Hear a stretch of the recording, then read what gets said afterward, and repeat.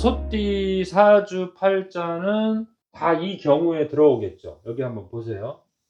소띠들의 사주 팔자는 어차피 여기는 축이라는 글자가 뜰 거 아니에요. 그쵸? 그 만세력 어플에 연월일시를 딱 넣으시면 입력을 하시면 요 글자가 딱 뜰 거 아니에요. 요 글자가 뜨지 않으면 소띠 아니에요. 자기가 잘못 계산한 거예요. 그러면 요 글자가 딱 뜨는 순간 '아 나는 소띠구나. 공부하면 되겠구나.' 이렇게 하면 되잖아요.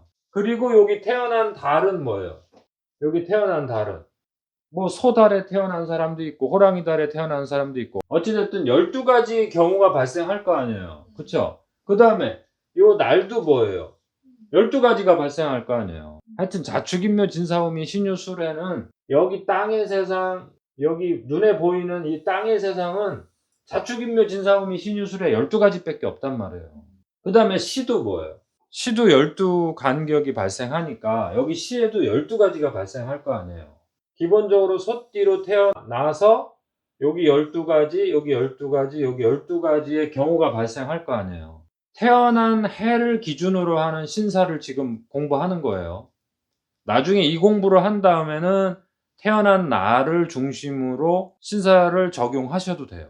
그거는 어렵지 않잖아요. 왜냐면 태어난 해를 기준으로 신사를 어떻게 적용하는지 다 공부한 다음에 태어난 자기 생일날을 기준으로 해서 12신사를 적용하면 뭐 그건 뭐 금방 이해가 되잖아요. 우선은 태어난 띠, 우리가 부모 조상한테 갖고 태어난 띠를 이 세상에서 어떻게 펼치는가?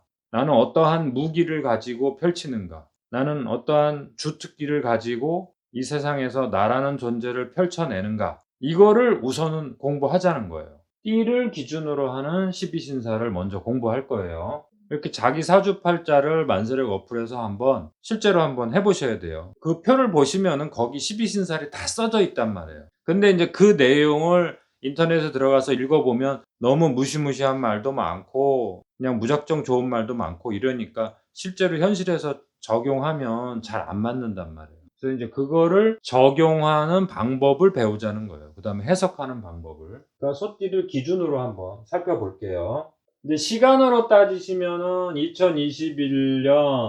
2021년이 소띠 해란 말이에요. 2022년은 호랑이띠 해죠. 이렇게 흘러간단 말이에요. 12신살이 이렇게 적용이 된단 말이에요. 화개살을 갖고 태어난 소띠가 2021년은 소띠한테 화개살을 맞이하네요. 그쵸? 그 다음에 2022년은 겁살, 2023년은 잿살, 2024년은 천살.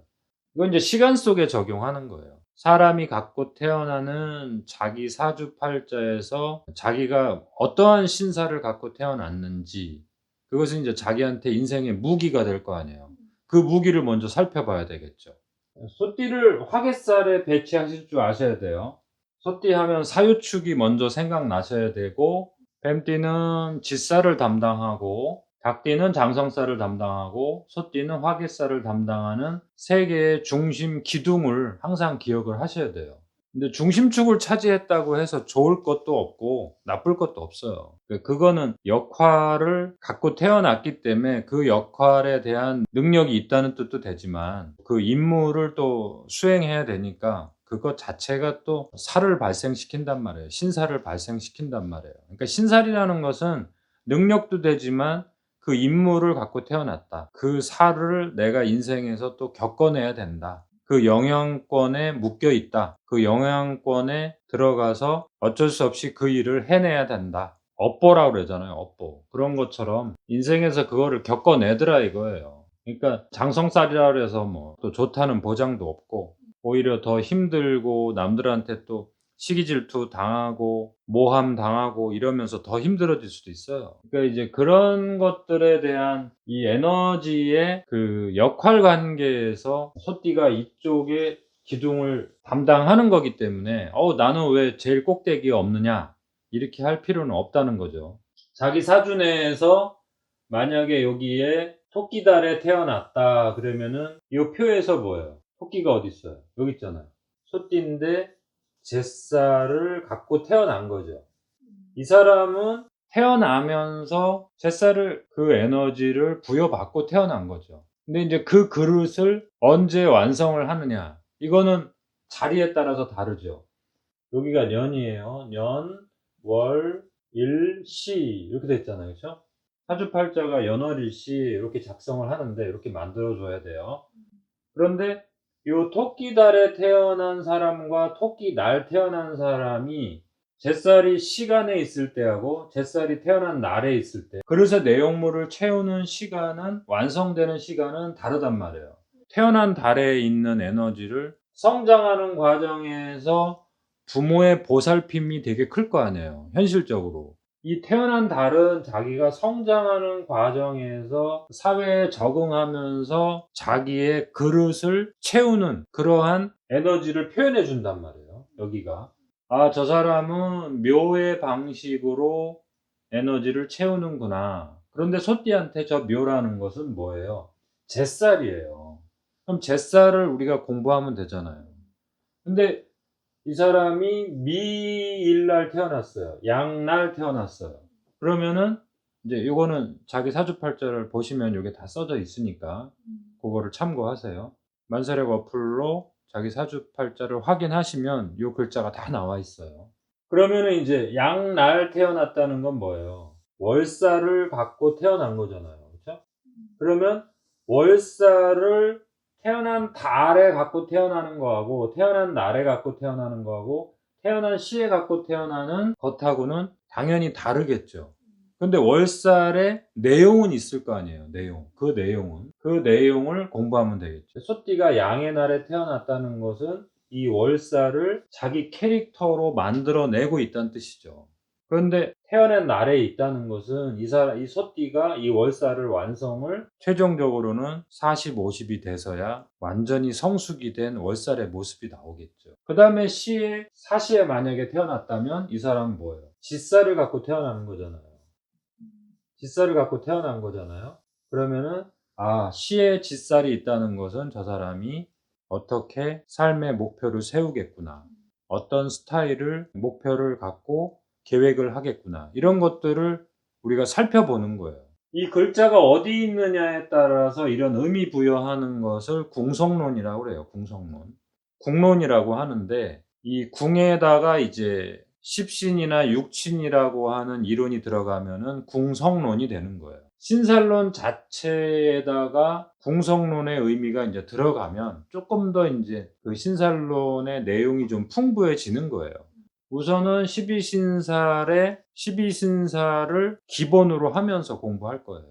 소띠의 12신살의 이 배치도를 기억을 해 주셔야 돼요. 우선은 사유축을 기억해야 되죠. 중심점은 사유축. 요걸 몇 번 좀 보시면은 12개 밖에 안 되니까 쉽단 말이에요. 그래서 사유축의 세 기둥을 우선은 딱 삼각형으로 만들어 놓으시고 지장화, 출발 준비, 그다음에 본 모습, 경쟁하는 거, 그다음에 뭐예요? 마무리하고 조절하고 기억하는 거, 저장하는 거. 그쵸? 사유축, 출발, 본 모습, 마무리. 마무리를 화개살이라고 해요. 이제 그 화개살의 내용 공부하면 되고, 화개살이라고 하고, 그 화개살에서 짓살로 가기 전에 이 3년이 대단히 중요하다고 했죠. 소띠한테는 이 시간이 대단히 예민한 시간이에요. 왜 예민한 시간이냐면, 뱀띠, 닭띠, 소띠는 금운동을 한단 말이에요. 이 금운동이라고 하는 에너지의 특징을 갖고 태어났단 말이에요. 그런데 여기는 잘 보시면은 인묘진은 시간으로 비유하자면 봄이라고 보시면 돼요.